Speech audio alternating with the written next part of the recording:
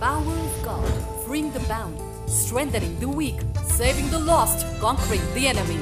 Pastor Peter and Sister Rishita Benjamin are determined to reach the world with the healing word of Christ that transforms lives. Stay tuned for today's worship and word.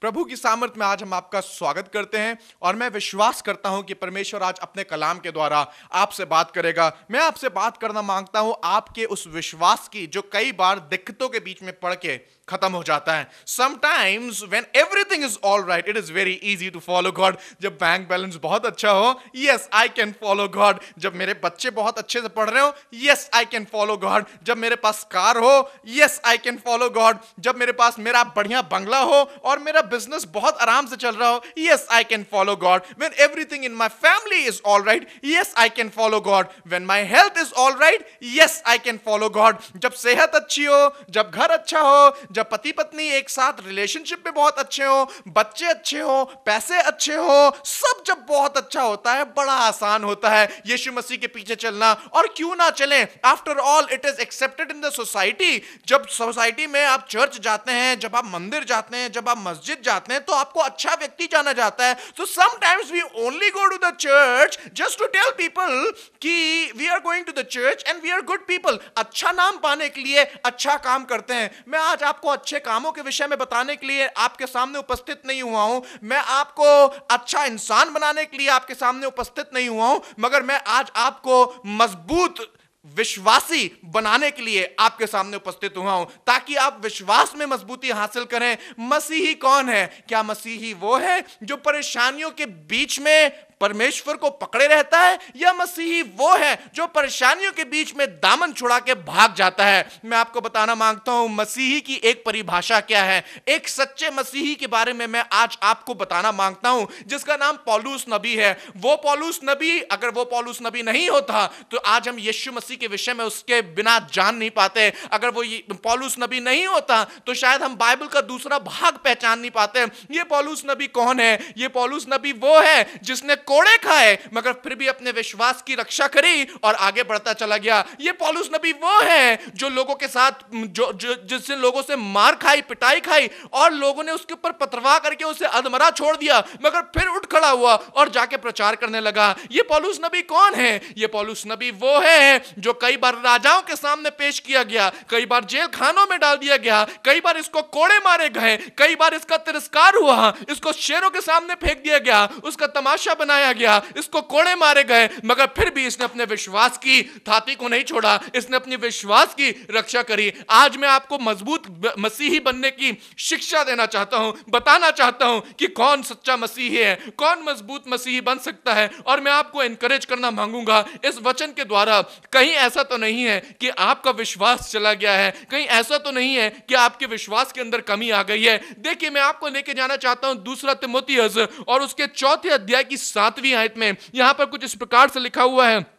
पौलुस नबी कहने लगा तिमुथियुस को, जो उसका आत्मिक बेटा है, लेटर लिख रहा है, खत लिख रहा है, और कहने लगा मैंने अच्छी कुश्ती लड़ चुका हूं, मैंने अपनी दौड़ पूरी कर ली है, मैंने विश्वास की रखवाली की है। क्या विश्वास की रखवाली करी है? मैं तो अपनी प्रॉपर्टी की रखवाली करता हूं। नहीं, प्रॉपर्टी की मैंने रखवाली नहीं है। पौलुस कह रहा है मैंने प्रॉपर्टी की रखवाली नहीं करी है, मैंने अपने विश्वास की रखवाली करी। क्यों, तुम्हें प्रॉपर्टी नहीं चाहिए? नहीं, प्रॉपर्टी हो तो ठीक है, मगर मेरा विश्वास मेरी प्रॉपर्टी की वजह से नहीं जाना चाहिए। अच्छा, आपने अपने विश्वास की रखवाली? हाँ, मैंने अपने विश्वास की रखवाली करी है। मैंने बैंक बैलेंस की रखवाली नहीं करी है। क्या आपने बैंक बैलेंस की रखवाली नहीं करी? नहीं, मैंने बैंक बैलेंस की रखवाली नहीं करी है, मैंने अपने विश्वास की रखवाली करी है। जब बैंक बैलेंस खत्म हो गया था तब मैं अपने विश्वास की रखवाली कर रहा था। अच्छा, आपने रिश्तों की रखवाली? नहीं, मैंने रिश्तों की रखवाली नहीं करी है। कई बार मेरी बातों से दूसरों को चोट लगी है, मगर मैंने कोशिश ये करी है कि उन्हें वो बता दूं जो परमेश्वर का वचन बताता है,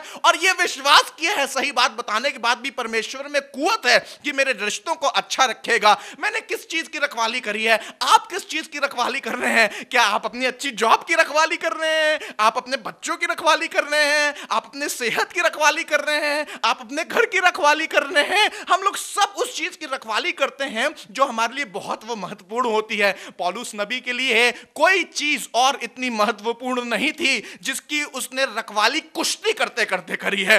रखवाली ऐसा करी कि उसको रखवाली करने के लिए उसे कुश्ती करनी पड़ी है। आपको मालूम है, जो आदमी रखवाला होता है, जो आदमी किसी चीज की हिफाजत कर रहा होता है, उसको हिफाजत करने में बड़ी मेहनत पड़ती है। आपको मालूम है, हमारे देश के बहुत से सैनिक बॉर्डर पे खड़े हुए हमारी देश की रखवाली करते हैं। मालूम है देश की रखवाली करने में क्या करना पड़ता है? देश की रखवाली करते करते कभी उनका बाजू चला जाता है, देश की रखवाली करते करते कभी उनकी आंख चली जाती है, देश की रखवाली करते करते यहां तक कि उनकी जान चली जाती है। उनकी भी घर में बीवी है, उनके भी घर के अंदर बच्चे हैं, उनके भी घर के अंदर बहुत से ऐसे लोग हैं जिनकी उन्हें जरूरत है, मगर उनको तो सिर्फ एक जज्बा खाए रहता है, मुझे अपनी देश की रखवाली करनी, अगर मर भी जाऊंगा तो मर जाऊंगा मगर अपने देश के ऊपर आंच नहीं आने दूंगा। और पौलुस नबी कहने लगा है कि मैंने अपने विश्वास की रखवाली करी है, मैंने खुदा में विश्वास की रखवाली करी है, जो इस देश को बनाता है, जो उन फौजियों को बनाता है, जो सामर्थ्यों को बनाता है,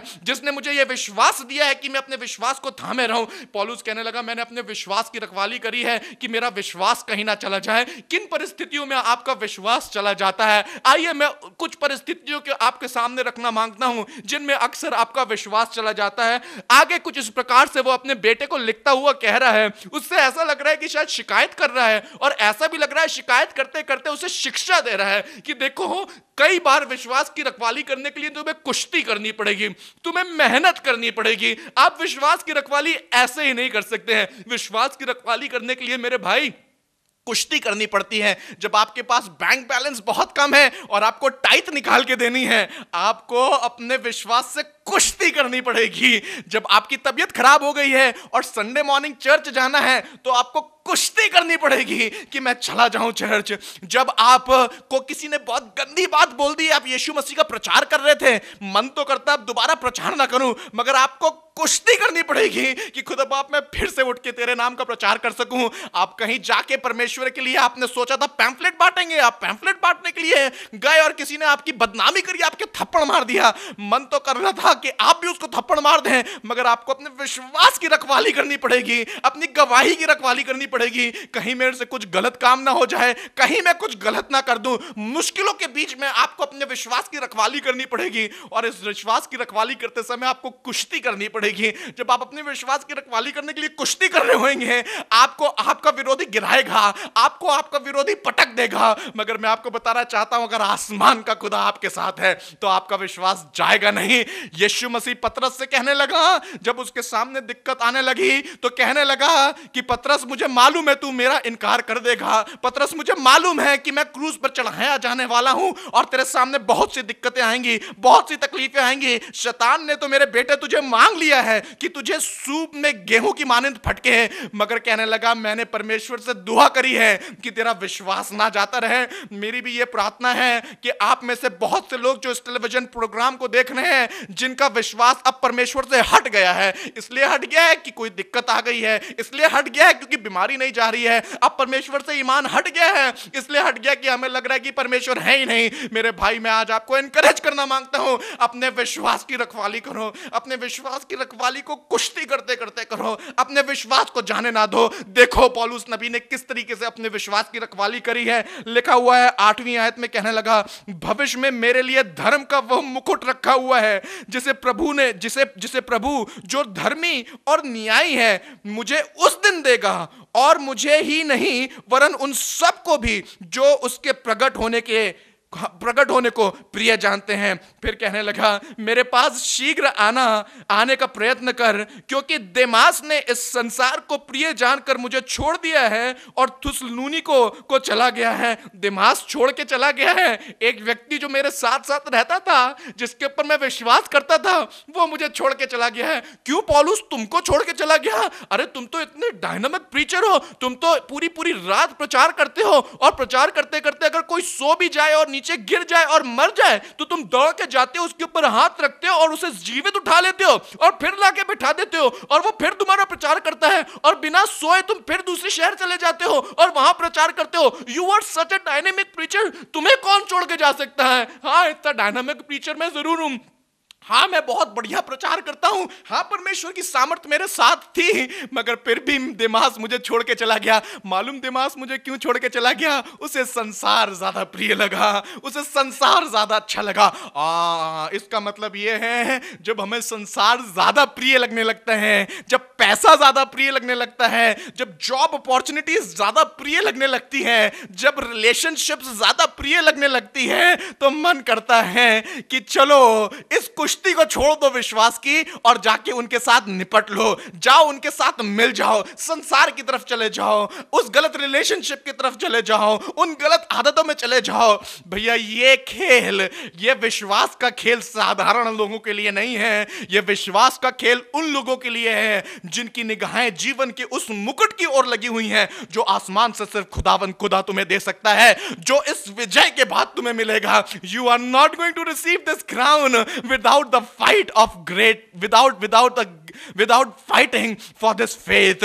आई वांट टू टेल यू, कई बार जब आप विश्वास की लड़ाई कर रहे होंगे, लोग आपको छोड़ के चले जाएंगे, जिनके ऊपर आप भरोसा कर रहे हैं वो छोड़ के चले जाएंगे, मगर पौलुस आगे कुछ इस प्रकार से लिखता है, this is just one among many problems that Paul faced. आगे इस प्रकार से लिखा हुआ है, केवल लूका मेरे साथ है, मरकुस को लेकर चला क्योंकि सेवा के लिए वो मेरे बहुत काम का है। फिर कहने लगा कि तुकिकुस को मैंने इफिसुस भेजा है, जो बागा में त्रोआस में करपुस के यहां छोड़ आया हूं। अब तू आए तो उसे और पुस्तक विशेष करके चर्म पत्रों को लेते आना। 14वीं आयत में कुछ इस प्रकार से लिखा हुआ है, कहने लगा सिकंदर ठटेरे ने मुझसे बहुत बुराई की है, प्रभु उसे उसके कामों के अनुसार बदला दे। और फिर 15वीं आयत में कह रहा है, तू भी उससे सावधान रहे क्योंकि उसने हमारी बातों का बहुत ही विरोध किया है। क्या आपकी बातों का विरोध कर रहा है? जब आपकी बातों को विरोध कर रहा है तब आपको अपने विश्वास की रखवाली करनी है। कब विश्वास की रखवाली करनी है? जब आपके अपने आप को छोड़ के चले जाएं।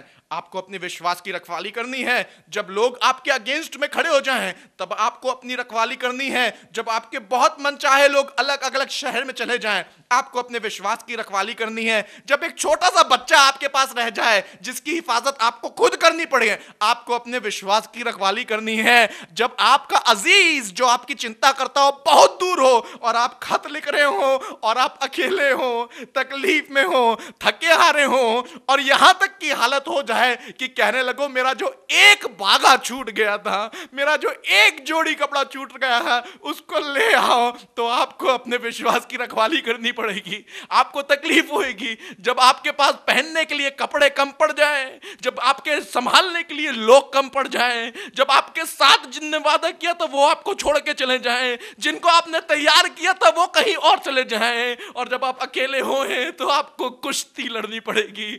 आपको कुश्ती लड़नी पड़ेगी, आपको अपने विश्वास की कुश्ती लड़नी पड़ेगी। अरे आपको अपने हाथ को ढाके अपने सिर के ऊपर रखना पड़ेगा और कहना पड़ेगा, खुदाबंद मेरी मदद कर, O god bless me, help me to overcome this situation. जब सिकंदर ठटेरा आपके विरोध में खड़ा हो जाए और आपकी बहुत बुराई करे, जब आपको बहुत नीचा दिखाने लगे, जब आपकी एक एक शब्द को पकड़ के वो उसके ऊपर नालिश करे, जब आपकी धज्जियां उड़ा दे, तो आपको अपने विश्वास की हिफाजत करनी पड़ेगी। ये कोई मामूली कुश्ती नहीं है, ये विश्वास की कुश्ती है। ये उन लोगों की कुश्ती है जिन्होंने इस बात को ठान लिया है, जिन्होंने इस बात को मान लिया है कि हम इस कुश्ती को लड़ते रहेंगे जब तक उस मुकुट को हासिल ना कर लें जो हमारे सामने रखा हुआ है।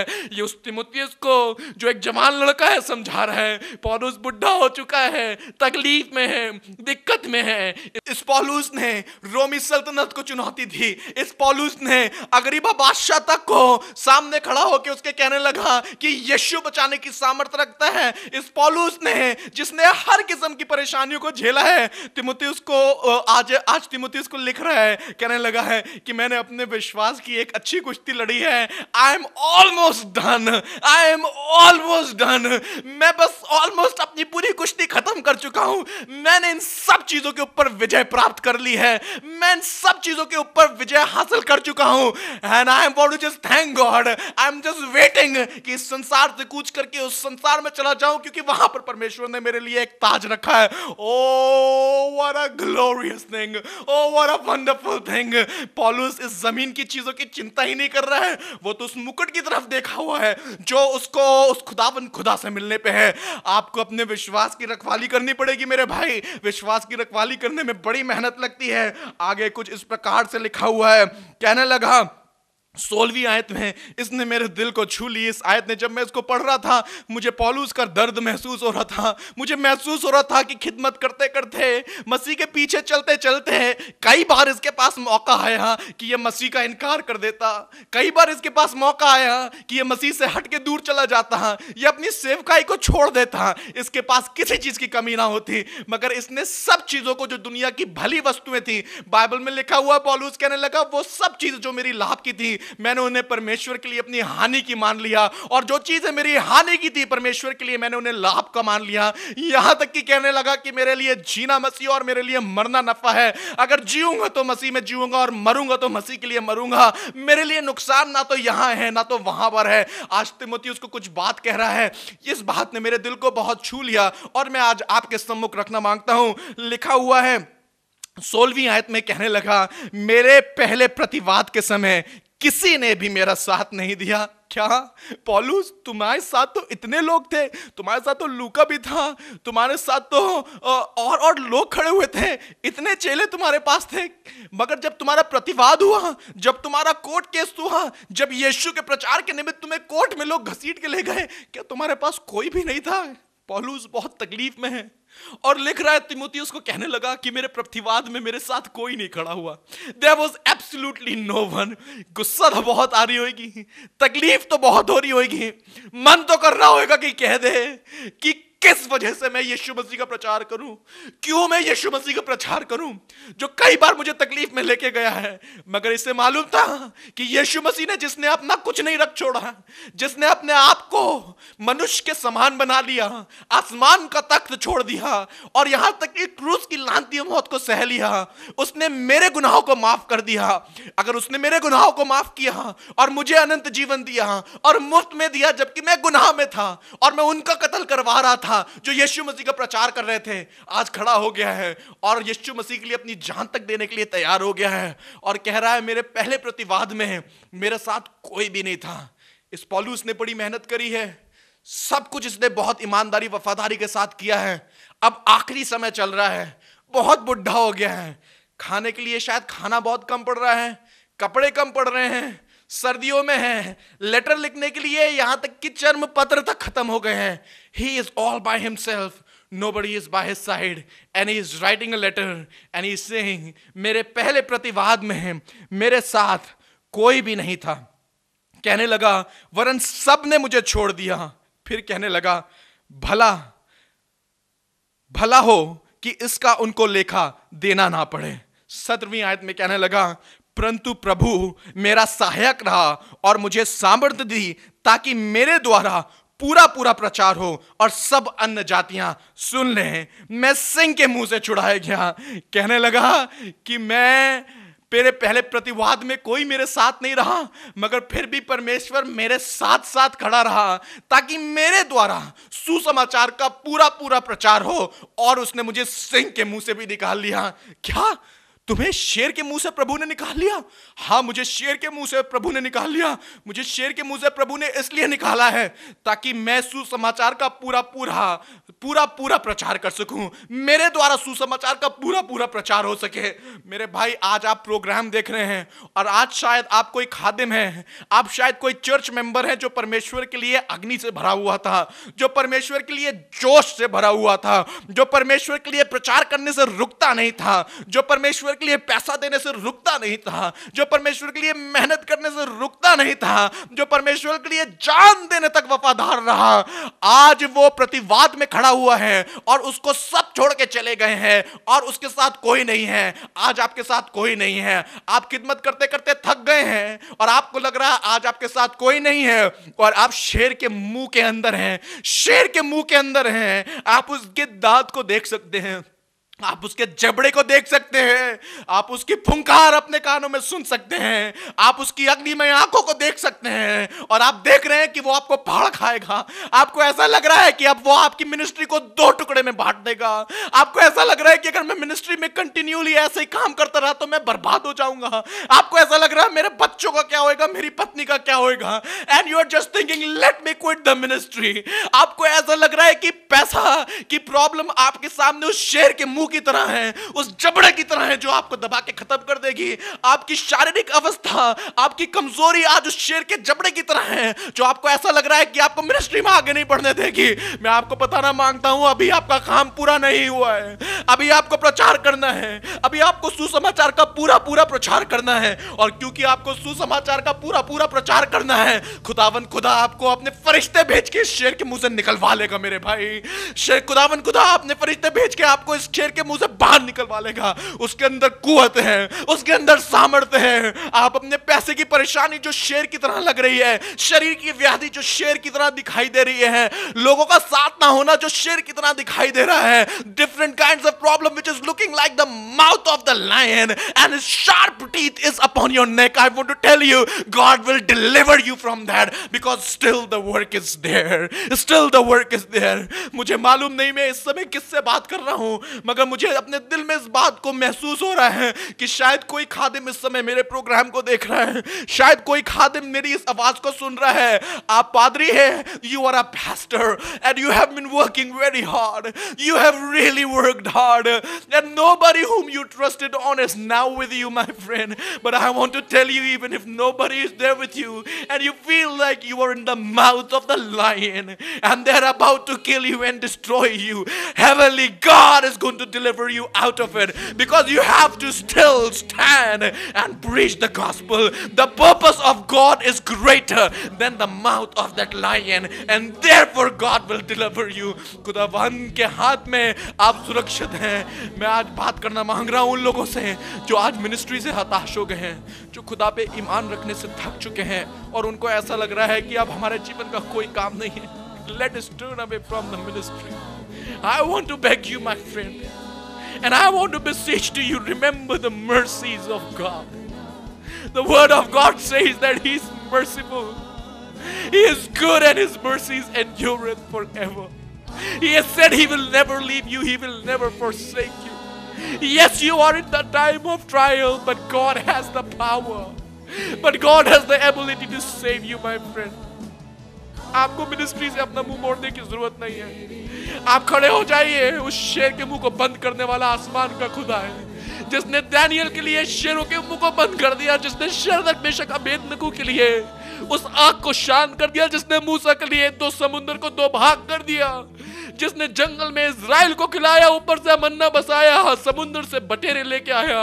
मैं आपको बताना मांगता हूँ वो खुदा आज आपके साथ है। That God is with you. That God is with you. That God is with you. I'm talking to somebody who will rise up in faith today. आज अपने विश्वास की रखवाली करिए। आपका विश्वास जा रहा है, अपने विश्वास की रखवाली करिए। अगर आप वो व्यक्ति हैं, stretch out your hand. I want to pray with you. And I want to make myself one with you in your pain, my brother, my sister. आज मैं आपको आपके दुख में, आपकी तकलीफ में आपके साथ एक होना मांगता हूँ, आपके साथ प्रार्थना करना मांगता हूँ कि खुदावन खुदा वापस आपका विश्वास मजबूत करे और आप इस कुश्ती में जीत जाएं। यीशु मसीह, मैं इस समय प्रार्थना करना मांगता हूँ अपने भाई बहनों के लिए जिनका विश्वास तकलीफ के कारण, शारीरिक अवस्था के कारण कमजोर होता जा रहा है। यीशु मसीह नासरी के नाम से आज मैं प्रार्थना करता हूँ, Lord I pray, let their faith come up once again and let them know that still the gospel has to be preached to them.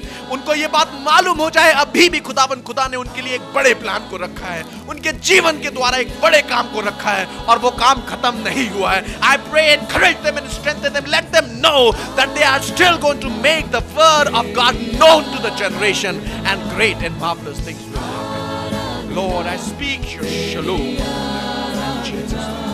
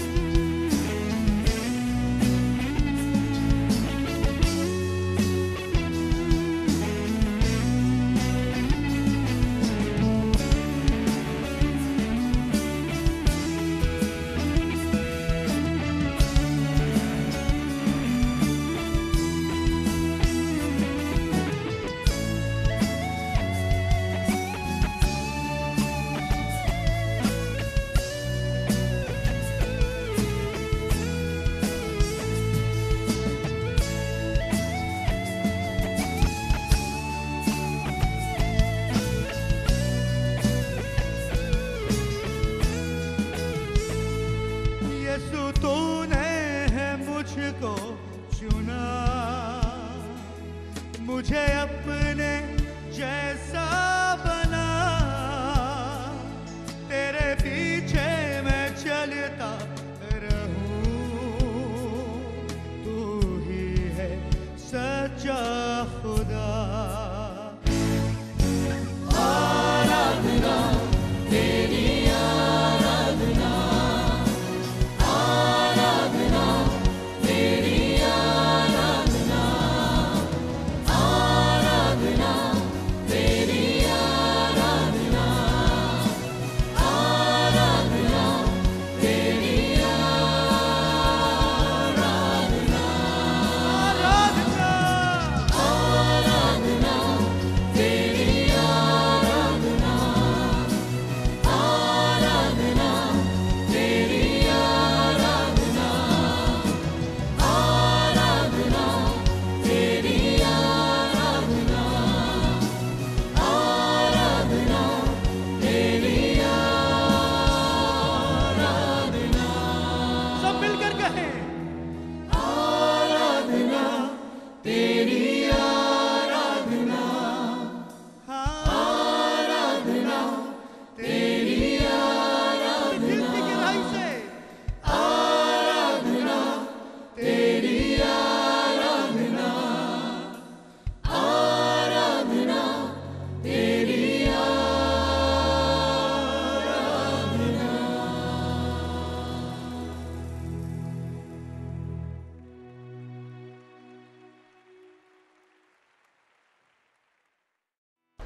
Assembly of Believers Church, a place of power where lives are nurtured.